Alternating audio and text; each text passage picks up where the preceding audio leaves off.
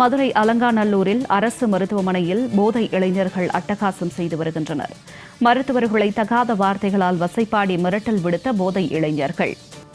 விவரங்களோடு இணைகிறார் நமது செய்தியாளர் அக்னீஸ்வரன். வணக்கம் அக்னீஸ்வரன், இது குறித்த கூடுதல் விவரம். வணக்கம் ஜனனி. மதுரை மாவட்டம் அலங்காநல்லூர் மருத்துவமனையில் மருத்துவர்கள் தகாத வார்த்தைகளால் பேசி போதை இளைஞர்கள் குற்றாசித்தியை செய்துள்ளனர். மதுரை மாவட்டம் அலங்காநல்லூரில் அரசு மருத்துவமனை உள்ளது.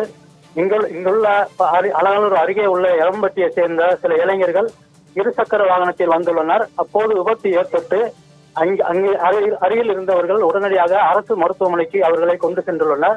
அங்கு அவர்களுக்கு சிகிச்சை அளிக்கப்பட்டு வந்த நிலையில் சிகிச்சையில் இருந்தவரின் நண்பர்கள் சுமார் 10க்கும் மேற்பட்டோர் இருசக்கர வாகனத்தில் அலங்காநல்லூர் அரசு மருத்துவமனைக்கு வந்துள்ளனர்.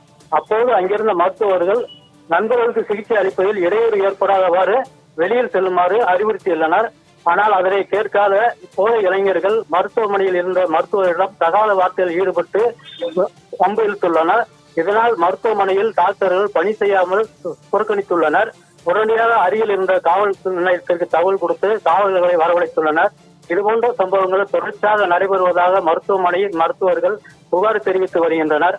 போதை இல்லாத தமிழகத்தை உருவாக்க வேண்டும் என தமிழக முதல்வர் கூறி வரும் நிலையில் இதுபோன்ற சம்பவங்கள் நடைபெறாத வண்ணம் காவல்துறையினர் உரிய நடவடிக்கை எடுக்க வேண்டும் என சமூக ஆர்வலர்கள் கோரிக்கை விடுத்துள்ளனர். ஜனனி, தங்களுடைய விரிவான தகவலுக்கு நன்றி அக்னீஸ்வரன்.